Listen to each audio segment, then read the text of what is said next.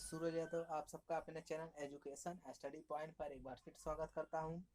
दोस्तों, यदि आप हमारे चैनल पर नए नए आए हैं तो आप हमारे चैनल को सब्सक्राइब एवं लाइक जरूर कीजिएगा।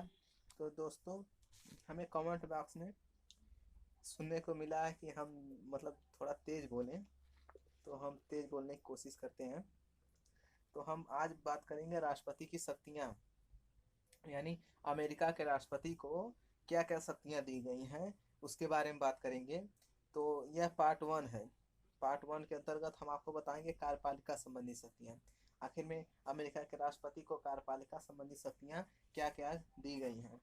तो उसमें नंबर एक है कानूनों का क्रियान्वयन करना, प्रशासन का संचालन करना, नियुक्तियों से संबंधित शक्ति दी गई है, सेवा से पृथक करने की शक्ति दी गई है, कैबिनेट का नेतृत्व या निर्माण करने का शक्ति दिया गया है, सेना प्रमुख के रूप में यानी सेना का जो अमेरिका के राष्ट्रपति के सैनिक होते हैं उनका प्रमुख यह है। सॉरी, अमेरिका का जो सैनिक होते हैं उनका प्रमुख राष्ट्रपति होता है। तो सबसे पहले हम कानूनों का क्रियान्वयन करना इसके बारे में पहले हम जानते हैं। तो हम बात करते हैं कि अमेरिका का जो राष्ट्रपति है वह राष्ट्र का प्रमुख शासक सॉरी अमेरिका का राष्ट्रपति जो है वह राष्ट्रपति राष्ट्रीय सरकार का मुख्य प्रशासक है। अतः संघीय कानूनों और संधियों को निष्ठापूर्वक लागू करना उसका मुख्य कर्तव्य है। यानी जो अमेरिका का राष्ट्रपति है वह संघीय कानून और जो संधियां होती हैं उसको निष्ठापूर्वक यानी एक निष्ठापूर्वक यानी उसमें एक तरह से विलीन होकर उसे लागू करने का उसका मुख्य कर्तव्य है। उसका यह कर्तव्य बनता है कि जो संघीय कानून है और जो संधियां होती हैं उसको बिना किसी के दबाव में वह उसको लागू करे। तो राष्ट्रपति को किसी कानून को लागू न करने अथवा उसे लागू करने में देरी करने का कोई अधिकार नहीं। यानी जो भी अमेरिका में कानून लागू करना है, राष्ट्रपति को यह अधिकार नहीं दिया गया है कि जो कानून लागू किया जा रहा है उसे लागू करने में देरी की जाए। उसे जल्द से जल्द लागू करना राष्ट्रपति का कर्तव्य है। तो किसी कानून की वांछनीयता अथवा अवांछनीयता को देखने का कार्य कांग्रेस का है। वहाँ का जो अमेरिका का जो कांग्रेस है वह जो वांछनीयता है अवांछनीयता को देखने का कार्य वह कांग्रेस करता है। और उसकी वैधता या अवैधता का परीक्षण करने का कार्य न्यायपालिका का है। तो न्यायपालिका जो है वह वैध है यानी सही है कि गलत, इसका निरीक्षण न्यायपालिका करती है। तो अब हम दूसरा बात करते हैं प्रशासन का संचालन करना। यानी जो अमेरिका के राष्ट्रपति को कार्यपालिका संबंधी शक्तियों के अंतर्गत जो दूसरा शक्ति प्रदान की गई है प्रशासन का संचालन करना।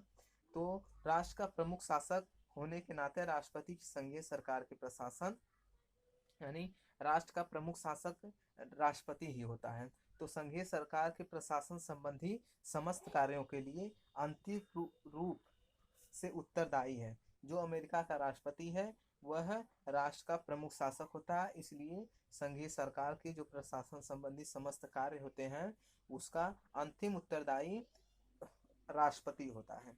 तो प्रशासकीय विभागों का संगठन और विस्तार तो कांग्रेस करती है। यानी जो प्रशासकीय विभाग होते हैं उनका संगठन और विस्तार कांग्रेस करती है, पर उसके पुनर्गठन यानी उसका पुनर्निर्माण कार्यों का निरीक्षण करना राष्ट्रपति के अधिकार में है।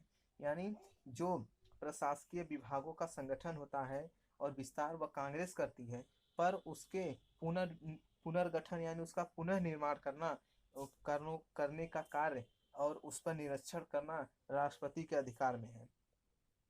तो वह किसी भी विभाग के अधिकारी से किसी भी विषय पर अविवेचना अथवा परामर्श मांग सकता है। यानी वह किसी भी विभाग का कोई भी अधिकारी हो, कोई भी व्यक्ति हो, वह किसी भी विषय में राष्ट्रपति उसे परामर्श मांग सकता है।